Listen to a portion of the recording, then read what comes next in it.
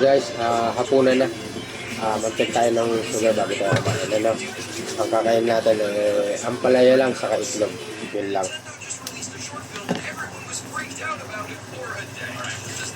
Sugar test time. Yesterday, they uploaded a video called Close to You that featured a floating pacifier running away from a baby. A lot of people thought it was an advertisement for the Mario. 110, balikan ko kayo pagkatapos ko kumain ng ampalaya sa itlog. Tara po, kain tayo ampalaya. Na may nilagang itlog. Ayan. Yan lang po hapunan natin ngayong gabi. Tara po, babalikan ko kayo after 2 hours. Okay mga ka-diabetes, sugar test tayo ulit. After 2 hours, kumain tayo ng palaya saka nilagang itlog. Try naman natin na testing yung sugar niya. No? Sinang na lang yung ulipan niya.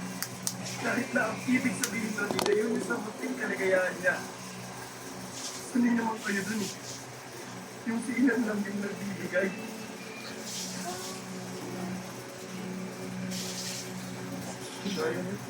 Yun, 95. Bumaba siya. No?